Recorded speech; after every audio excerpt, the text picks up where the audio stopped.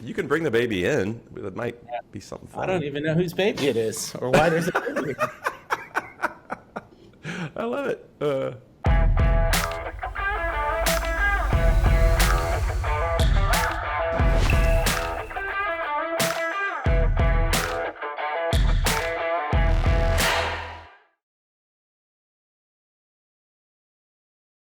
Hey everyone, I'm Lee McKnight Jr. I'm the VP of Sales for RSW US. We're outsourced business development for ad agencies of all types.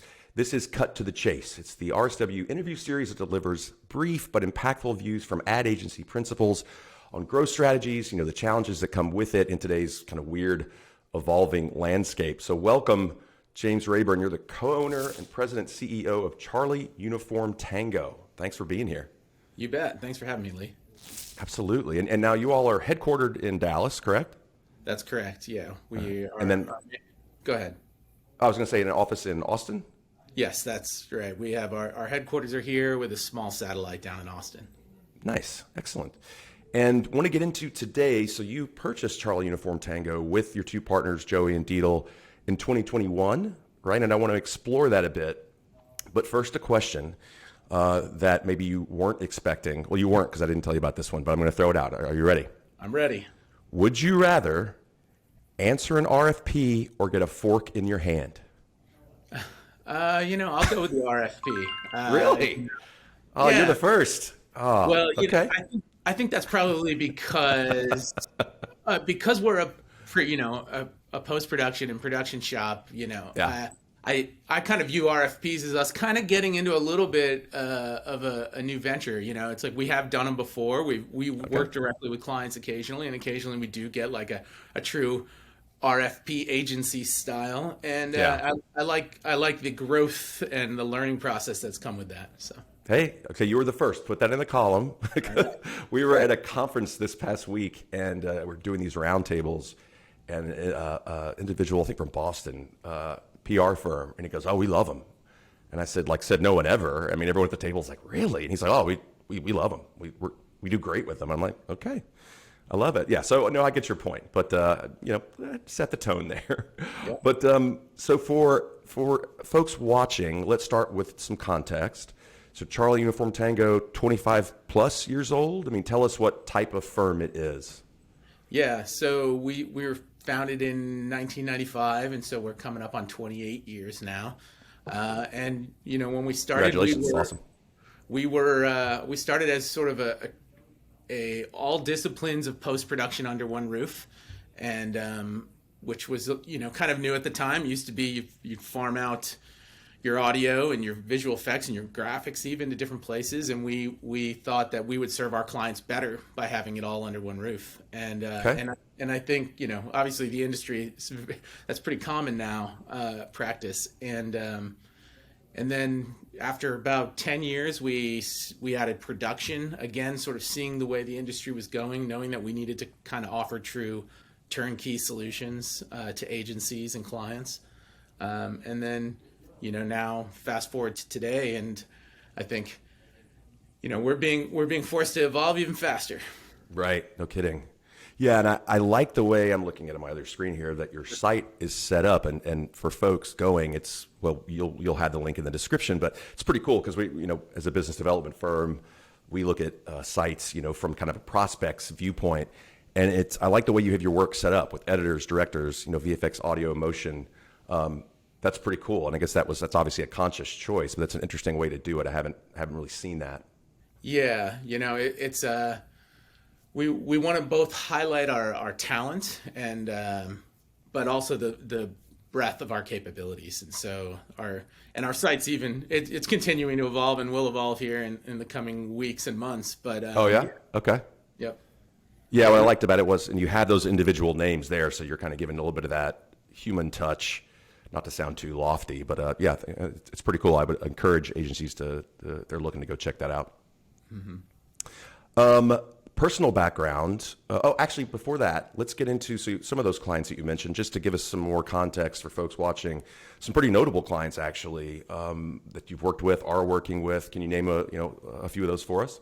Sure. I mean, being Dallas headquartered, most of our clients are the big Dallas agencies, the TRGs, Okay.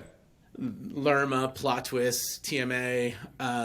But we've been around a long time, so we've had the pleasure of working pretty much across the country. So Right. we've worked with BBDO and agencies out of Richmond and Colorado, and it's probably even more than I know, because I've only been here for 20 of the 27 years. Right. Yeah, and getting into that, so you joined the agency, and correct me if I'm wrong, in 2002, and you were just 22. Is that correct? Yeah, I was 22, and I really didn't know anything about it. I was. Yeah, was that always your goal? Like, this is what I want to do? No, I was flipping. No. I was flipping pizzas. Were you really? No way. and I had a buddy who was a creative guy and an audio guy, a musician. His name was Deedle, and he'd gotten in an entry level position here, and he started to kind of flourish and grow at the company. And when he heard there was another opportunity, he brought me in, and so I went from pizza guy to tape operator to assistant editor to editor, and then eventually years of doing that and being a senior editor here, we had the opportunity to buy the place. That's really cool. Yeah, we want to get into that here in a second. When I was 22, I graduated from University of Kentucky. I was playing in a band and was not working at that. Well, I mean, that was work, I guess. But Yeah. so I saw that and I was like, man, that is crazy. That's interesting. So a quick detour, because I have to ask, because I'm big into music, and I have to ask about Filmage, which for our audience is a story of a band, the Descendents, and then the Descendents broke up at one. We won't get into the whole history with Milo and everything, but then became All. Yeah. It's a feature-length documentary about that punk rock band. I assume, how did you get into that? Were you a fan first? I was a fan of punk rock, and Descendants were on my radar. Nice. But again, maybe this will be a theme of the interview, influenced by Deedle. He was much more. He was a musician and playing in bands, and so Descendants were definitely a big influence on him and his music. And so Cool. he recorded an album with his band with one of the guys in the Descendants. That led to a relationship, which led to us going, Sweet. "Hey, we're all creative video people, and you have a great story. So why not let us tell it?" And 5 years of my life later, and lots of ups and downs. 5 years. Okay. Finally got it done. Since this band's inception in 1978, they've released over a dozen albums. They're headed for Australia, Japan, and even Europe to tour, yet you've probably never heard of them. Like, Descendants are the best story ever.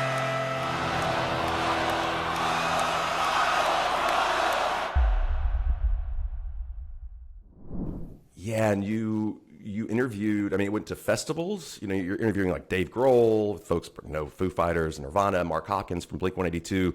I mean, were you expecting was it like more a labor of love and we'll see what happens with it? Or was it like always, we're going to take it to festivals, it's going to be to this level? I think because of our passion for doing things great, I think we always knew the story was going to be great and the film was going to be great. I don't know. Yeah. We knew the story was good, so we hoped that we could get it out there. And so I think it was probably as good as we could have hoped it would be, but we tried to stay cautiously optimistic, right? I mean, Sure. We knew that they had a huge fan base, and that kind of helped. And unlike most films, you don't have to try to tell people you have a good story. People are already fans of the band, so Right. that helped. When we even launched just our first teaser trailer, we had such an amazing response from people that it was like, all right, we know people want to hear this story, and it was great to be a part of it. That's awesome. I want to get a link in the description for that. Where can folks, just while we're here, where can folks find it today? It's available on most of the streaming platforms. And Streaming platforms, cool. Amazon, but also filmagemovie.com is sort of our home base. Cool. All right. Yeah, and as an aside, so I was more in the All camp. I was a little bit late to Descendants. I saw them open for the Replacements in 1992 in Nashville. I think it was 92. And they blew me away. I'm like, who are these guys? And so that was their Breaking Things album. And I think it was the third lead singer, maybe. I know they went through a couple of singers, but anyway, we could talk about that, but that's not why we're here. But no, that really is cool though, and I just had to ask because that's not typical within kind of the stories that we get to tell here. So that's cool. So let's jump into the original topic, which is the purchase of the agency in 2019. And maybe you already answered this to an extent, but was that something, obviously, I guess not when you were 22 and you're first starting, but had you been thinking about that for a while? Like, ultimately, I want to run an agency? I would say in the probably the 5 to 8 years before the buyout, I think it was on my radar that I'm entrepreneurial driven, and I kind of always saw myself, quote unquote, controlling my own destiny. So it was something that was sort of growing, and likewise in my business partners as well. We were all kind of reaching that point. So when 2019 came around, so 2019 is actually when we bought in to the company as minority partners, and then completed the purchase in 2021. But by the time that came around, it was the right time for all of us, and it was the right time for the founders when they were ready to sell. So, yeah. And also for folks watching, it's interesting, the conference I mentioned this week, it's not like this happens all the time, but I kind of started to feel like it. And I knew we were going to do this interview later in the week.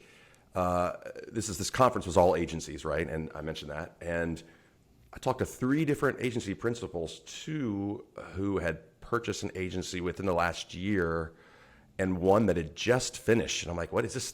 This is some weird new trend. But for folks, that are watching, and maybe they're in that position of, I know I'm going to do this, or even kind of it's a seed in their mind. I mean, what is one piece of advice, you would give, if it's something they're thinking about, knowing that they're going to do here in the near future? Whew, it's hard to narrow that. It's hard to narrow it down to one. I've learned a lot. I would just say, be prepared to work. It's going from working out a business to owning a business. It's Very different. Very, very different, and the amount of responsibilities, and even especially if it's somewhere you've worked at, and then you're purchasing it. Your dynamic within that company will change. You're no longer someone's colleague, you're now their boss, and so you just look at things a lot differently. You're going to lose some sleep, but ultimately it's worth it, right? You're getting to do something that you really care about. Yeah, and along those lines, I think I read, well, there was like a kind of a 2-year transitional phase as you're working things out.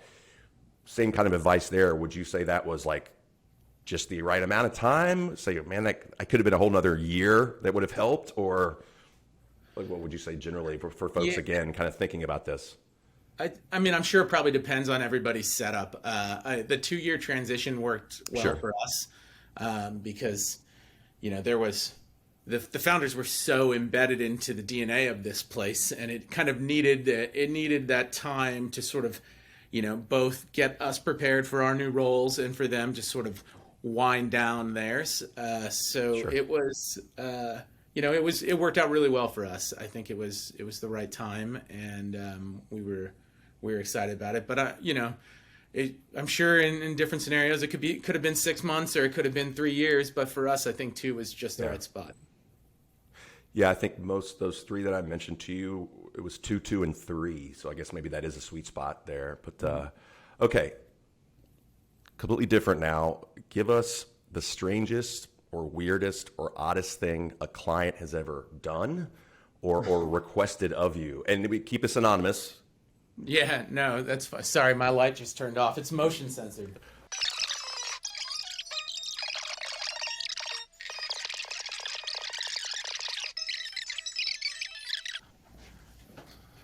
Now I'm casting a hard shadow here. Oh my goodness, this is horrible.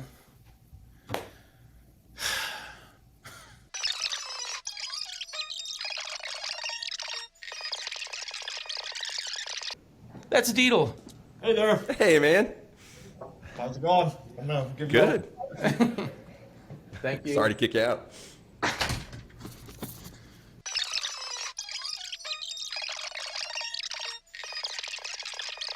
All right. Sorry about that. Very, very sorry. Oh, man, no worries. Technology. I had to set my own lights today. I was giving Craig, who does our video, I'm like, the talent should not have to set the lights up.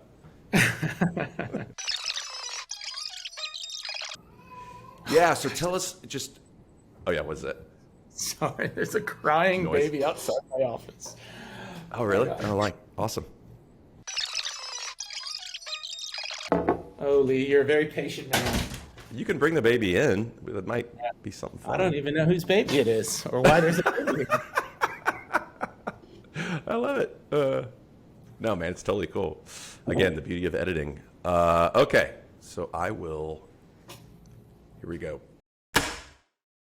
So yeah, I mean, as far as the industry today, it's always been the cyclical thing, and post-pandemic now, I mean, it's ever changing. But I'd love to just get kind of step back, big picture, a couple of questions here. I mean, what do you think is the best thing about our industry right now? It's probably, it's probably everybody kind of refocusing on their quality of life a little bit. I feel like everybody, kind of hit the reset, and now they're kind of balancing a work-life balance. It's probably a little bit better. Maybe a secondary answer would probably be that you can find talent anywhere. This post-pandemic work, you can these agencies are working with creative partners in all parts of the world, and likewise opportunities for post-production are exponentially more too, with remote editing capabilities and everything that everybody's kind of embraced now. Yeah, and along those lines, how are you all set up these days? Do you have folks in the office or hybrid, kind of all the above? Yeah, we are. I mean, we're mostly in the office 5 days a week, but we're basically just flexible to whatever our team needs. So if someone's got to work from home on a Friday or a Monday or a Wednesday, we just we roll with it. And but we also find that we're better together.